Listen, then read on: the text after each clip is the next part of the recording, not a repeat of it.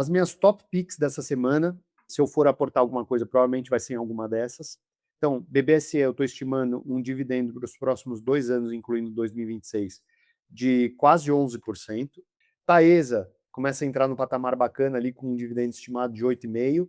E Bradesco também com dividendo estimado de 8,5% na 3, tá? Klabin, 11, tem um dividendo para os próximos 2 anos, na minha opinião, de 6,2%. Então, Klabin ali, a 6% eu topo entrar em Klabin, mas com a ressalva do seguinte: a Klabin é para aquela pessoa que não precisa do dividendo para os próximos 5 anos. É uma pessoa que não está nem aí para o dividendo nos próximos 5 anos. É para comprar Klabin para casar com Klabin. Então, a 6,2 eu compro Klabin para casar. CPFL, dividendos de quase 8%, já está no preço que eu aceito comprar a CPFL. Petrobras, aí é um desbunde, né? Assim, porque Petrobras, se você pega o dólar do jeito que está, o petróleo do jeito que está, e com uma expectativa de que essa guerra dure um pouquinho mais, a gente pode ver dividend yield de até 13, 14%, não me surpreenderia, mas Petrobras carrega um risco maior. O risco é você comprar achando que vai receber 13, 14% e chega lá em 2027, o cenário macroeconômico muda completamente, aqueles 15 viram 5 rapidamente. Então, tenha isso em mente, tá? Petrobras não é para amadores. Então, essas são as minhas top picks dessa semana, são as coisas que eu estou olhando com mais cautela e mais cuidados.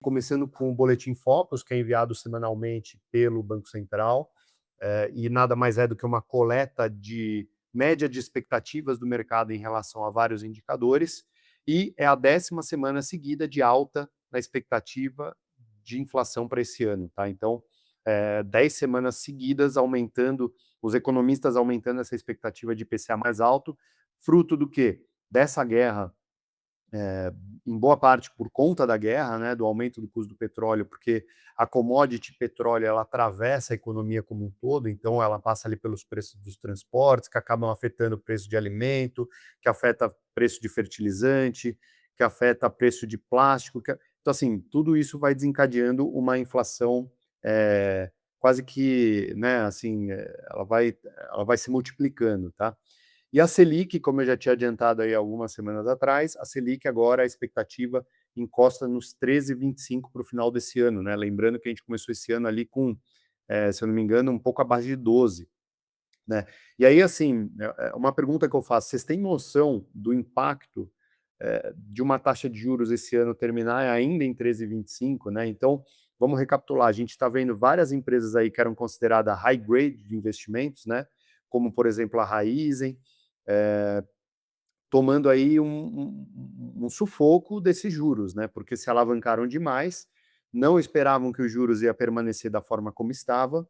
Esses juros ele acaba comendo boa parte da rentabilidade das empresas, né? Então você vai notar, por exemplo, pega o resultado de duas empresas que são fáceis de analisar ali, a ISA e a Taesa. Observem como elas têm um crescimento de receita, que é a primeira linha, né? Elas têm um crescimento de lucro bruto que vem depois dos custos, né? Então, os custos relativamente controlados faz com que o lucro aumente. Depois você tem ali é, as despesas também da empresa, também relativamente controladas, e a gente chega ali basicamente no EBITDA, né? Que é o juros antes da depreciação, amortização e impostos e juros. E aí, quando você vai para a linha de despesas financeiras, é onde mora o grande problema hoje do lucro líquido das empresas, porque o lucro bruto até que está bem comportado, depois vem toda a despesa financeira, não só dessas empresas que eu comentei, né, Taesa, ISA, com alavancagem ali perto dos 4 vezes lucro, dívida líquida e EBITDA, mas também você vê isso em outras elétricas, você vê isso em empresas de saneamento, vou até falar de AEGEA aqui, você vê isso em empresas de telecom, etc. Então, realmente, para nós, assim, que investimos pensando no longo prazo, isso é só um soluço aí, né? Mas as empresas estão realmente sufocadas por conta desses juros. O custo da dívida sufoca muito o lucro, né? E vamos lembrar que os dividendos, eles são obrigatoriamente, eles têm que estar ligados ao lucro. Se a empresa não consegue sustentar o lucro, o dividendo vai secando.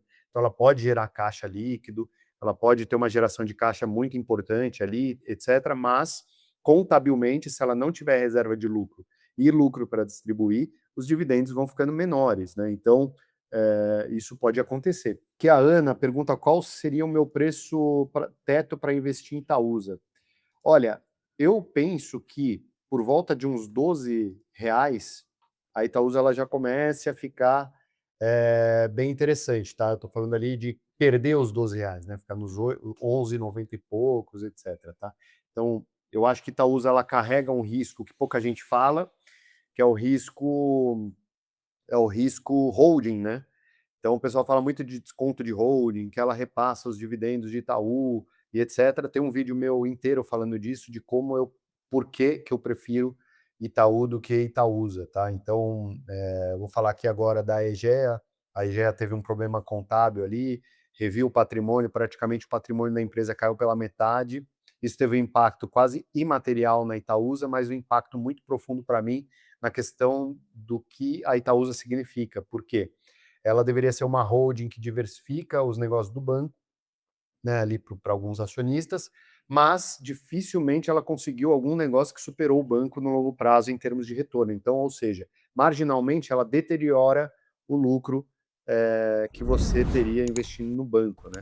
Então, obviamente, tem alguns momentos que Itaúsa vai estar mais vantajoso do que Itaú, assim como eu prefiro hoje Itaú, já preferi inclusive a 3, hoje a 4 está mais vantajosa que a 3. Daqui a pouco pode ser que a relação dividendo, lucro, risco, etc., do, do, do, do do comportamento que eles estão apresentando ou de algum outro negócio, etc., que Itaúsa possa parecer bom. Mas no momento, se você pegar essas 4 opções, Itaúsa 3, Itaúsa 4, Itaú 3, Itaú 4, hoje para mim tem sido Itaú 4 a grande opção, tá?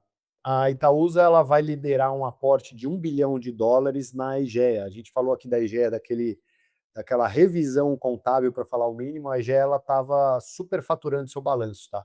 Ela estava estimando receitas que não existiam. Então, por exemplo, um dos casos, né, das coisas que foram apontadas ali, chegava uma conta para mim em casa, R$ 200 para eu pagar da conta de água. Se eu não pagasse, eles reconheciam aquilo como receita, mesmo não recebendo.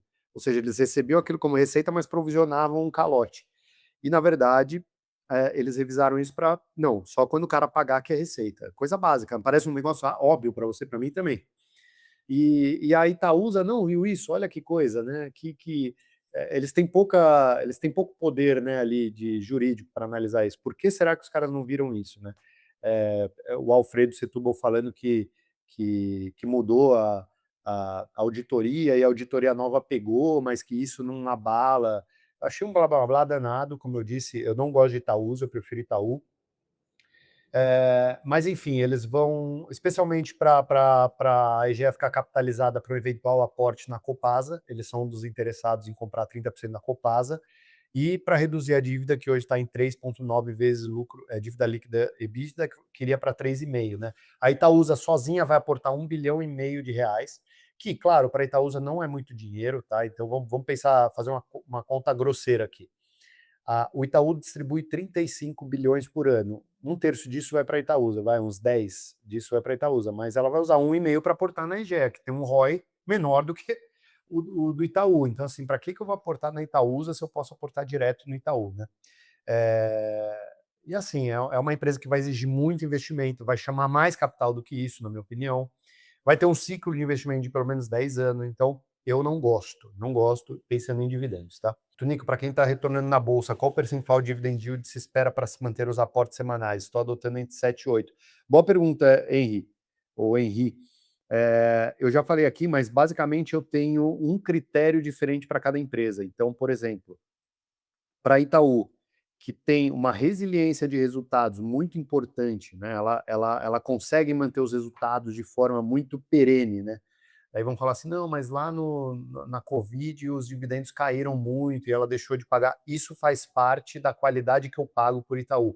Então, não só quem tinha Itaú naquela época questionou muito por que o banco não estava pagando. Primeiro, teve uma questão regulatória. O Banco Central limitou todos os bancos a pagarem 25% do lucro em dividendos. Para vocês terem uma ideia, a Itaúsa pagou, se eu não me engano, a Itaú pagou ano passado, se eu não me engano, 67% do payout. Então, do lucro, né? Então, Os dividendos eles caíram naturalmente, mas depois que passou isso, o Itaú, diferente de outros bancos, ele continuou pagando poucos dividendos. Bradesco pagando muito dividendo, Banco do Brasil pagando muito dividendo, e o Itaú ali nos seus 30, alguma coisa, né? E aí, por que ele fez isso? Porque ele estava utilizando o dinheiro que ele pagaria de dividendo para crescer a carteira de crédito do banco, para chegar no momento que estamos agora e ele pagar um dividendo muito maior do que os outros bancos. Então, isso foi uma construção que o Itaú fez. Então, olhando para trás e vendo a capacidade que o Itaú tem de gerar valor e se manter rígido nas suas premissas de risco, porque quando você investe em banco, você investe em risco. E a cabeça dos gestores, eu tenho, por exemplo, um 7% ali para mim de Itaú já está mais que bom para eu receber de dividendos. Quando eu vou para o Banco do Brasil ou para o Bradesco, eu já elevo isso para 9, 10% de dividend yield que eu espero. Então, eu projeto uma curva de lucro nos próximos anos, projeto aquilo que eu entendo que vai ser os dividendos dos próximos anos, utilizando várias fontes de dados, de várias casas de análise que eu acompanho, das próprias análises que eu faço, das análises de balanço, etc. E olha e fala, bom, nos próximos 2 anos essa empresa vai pagar X de dividendos. Nesse preço que está, para mim é interessante? Não. Qual o preço? Então aí que eu chego nos meus preços tetos. Meus preços tetos, eles não são aquela coisa cravada 6, 7, 8, porque eu acho que isso é muito, como que eu posso dizer? É simplório demais, na minha opinião, tá? Respeitando aí toda a trajetória de quem construiu isso. André Okamoto, bom dia, Tunico. Por que, teoricamente, o preço de Tube 3 é menor que Tube 4 se ambas pagam o mesmo dividendo? Boa pergunta, André. Isso tem muito a ver com o tamanho do nosso mercado, né? O nosso mercado é relativamente pequeno em termos de giro diário, né? De negócios mesmo que são feitos. A gente gira ali entre 25 bi e 30 bi.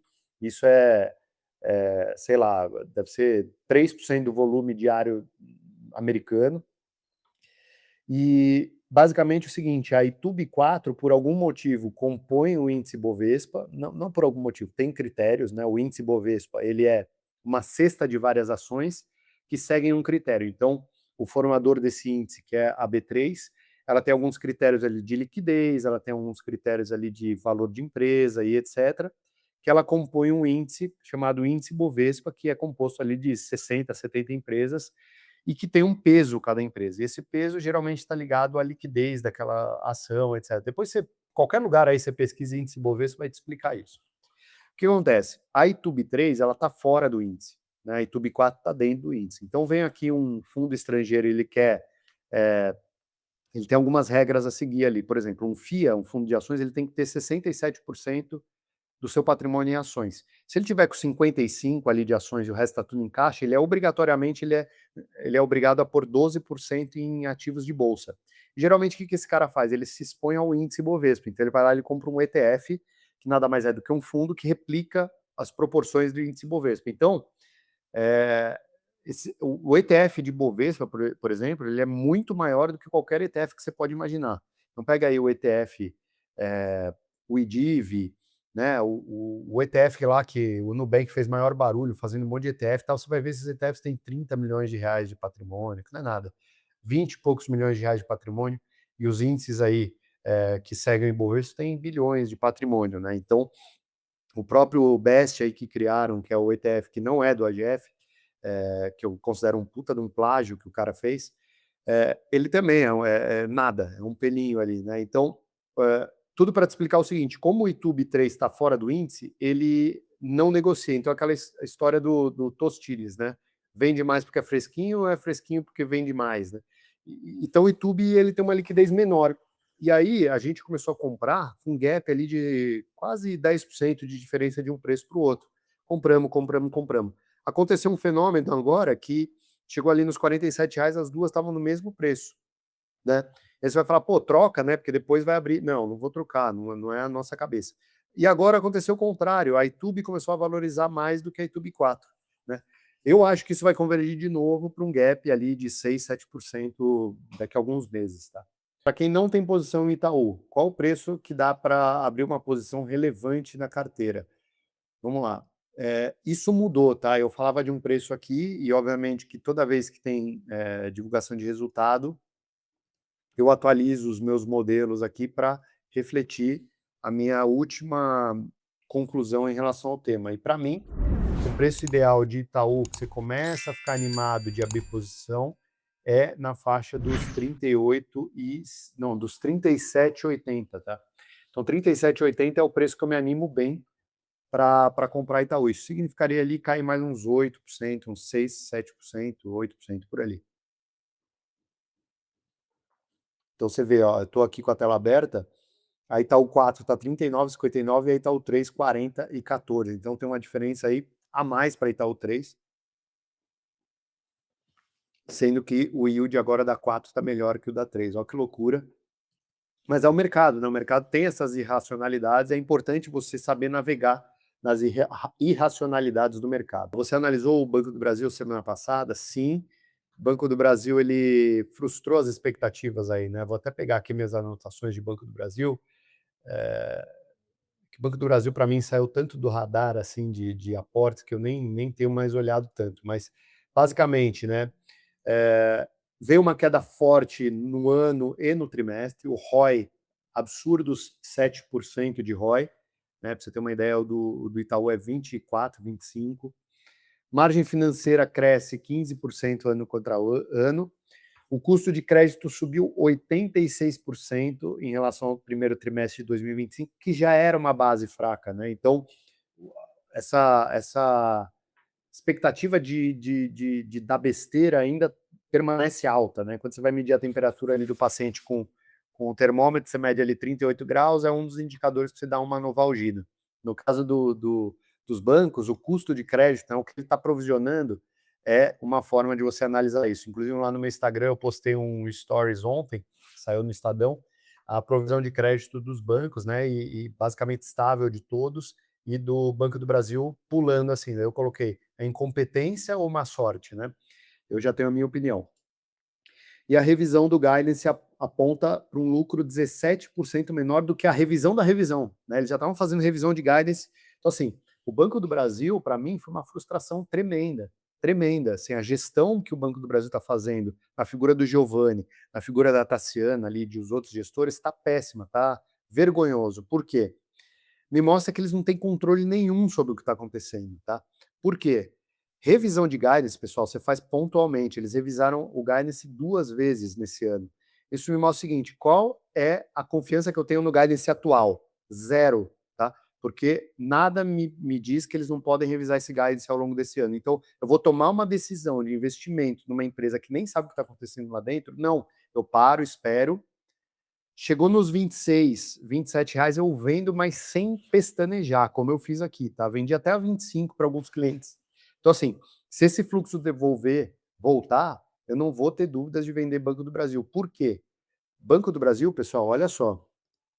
Vou até dar a minha percepção aqui para vocês. Lucro do Banco do Brasil em 2019, 17 bi.